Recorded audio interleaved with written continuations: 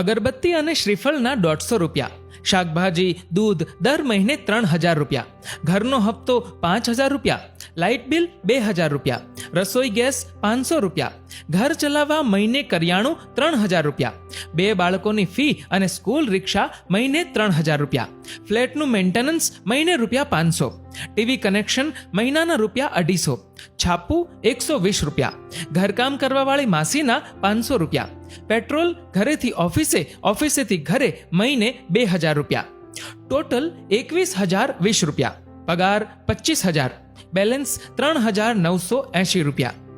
ક્યારના શું લખો છો ડાયરીની અંદર? અચાનક મારી પત્ની બાજુમાં આવી બેસી ગઈ.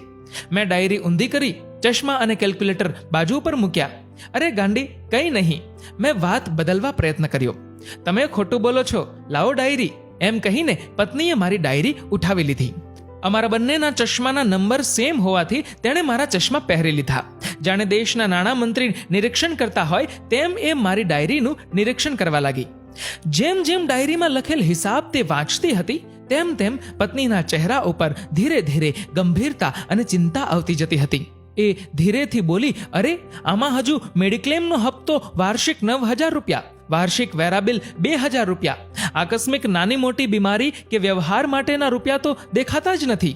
પત્નીને ખબર હતી કે હું ચિંતામાં હતો, તેથી તેણે વાતને હળવી બનાવવા માટે કહ્યું, અને હા, તમારા માવા મસાલાનો ખર્ચ તો લખવાનો રહી ગયો.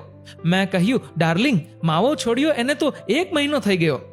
પત્નીએ કહ્યું, ઠીક છે, પરંતુ કુલ મિલા કે વાત એમ છે કે તમારું બજેટ ખાડામાં જાય છે, આવક કરતા જાવક વધી રહી છે. પત્નીએ પોતાની વાત પૂરી કરી. ડાર્લિંગ, એ જ ચિંતામાં તો હું પણ છું. નથી આપણે ગરીબ કે નથી આપણે મધ્યમ વર્ગ, આપણે બોટમ મિડલ ક્લાસ છીએ. હું તને બચત કરવાનું પણ શું કહું? બધી જીવન જરૂરિયાત વસ્તુ અને સર્વિસ જ છે, ક્યાં કાપ મૂકવો તું જ બતાવ. પત્ની બોલી, ચિંતા ના કરો, ઘરના બધા કામકાજ હું જાતે કરી નાખીશ. એટલે 500 રૂપિયા મહિનાના માસીના, એને ગુણ્યા 12 એટલે કે 6,000 રૂપિયા એ, અને ટીવી કનેક્શન કઢાવી નાખો. આમેય છોકરા ભણતા નથી, એટલે 250 રૂપિયા મહિનાના ગુણ્યા 12 એટલે કે 3,000 રૂપિયા એ, એટલે કે ટોટલ 9,000 રૂપિયા બચી જશે. તે આપણા મેડિક્લેમ માટે કામ આવશે. પત્નીના માથે હાથ ફેરવી કહ્યું, ડાર્લિંગ, જેની પત્ની સમજદાર અને પ્રેમાળ હોય તે જિંદગીની અડધી લડાઈ તો હસતા હસતા જીતી લે છે. ફક્ત ફેસબુક કે વોટ્સએપ પર વાણી વિલાસથી જિંદગીની સફર નથી ચાલતી.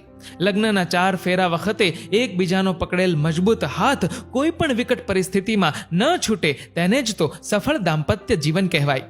ડાર્લિંગ, આપણે વર્ષમાં માંડ કરીને એક વખત તારા જન્મદિવસે મૂવી જોવા જઈએ છીએ, અને એ પણ 2 વર્ષથી નથી ગયા.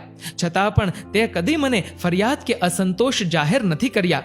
ડાર્લિંગ, આવી સ્થિતિમાં ઘરમાં ટીવી એક જ તો સસ્તું મનોરંજનનું સાધન છે, તે પણ તું બંધ કરવાની વાત કરે છે.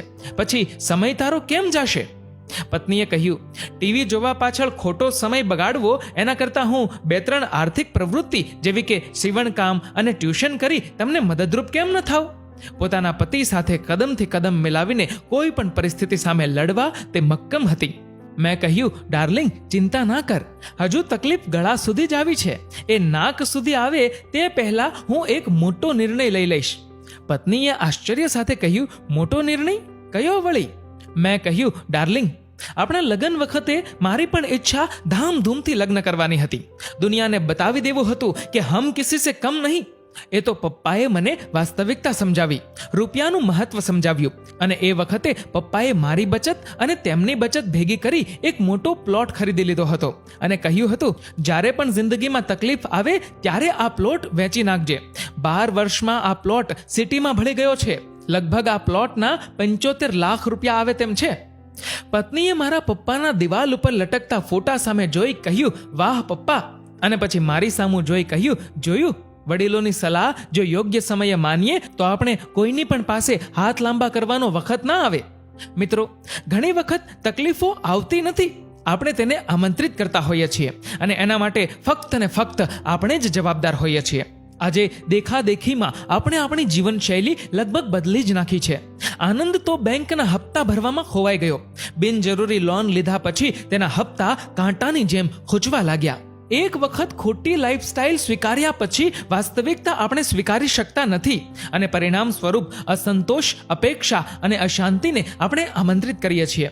મિત્રો, આ વાત વિશે તમારું શું કહેવું છે? નીચે કમેન્ટ કરીને જરૂરથી જણાવજો. અને જો આ વિડીયો ગમ્યો હોય તો લાઈક કરજો, વધુમાં વધુ લોકો સાથે શેર કરજો અને આવા જ બીજા પ્રેરણાદાયી વિડીયોઝ જોવા માટે સબસ્ક્રાઇબ કરો અમારી યુટ્યુબ ચેનલને અને ફેસબુક પર ફોલો કરો અમારા પેજને. ધન્યવાદ.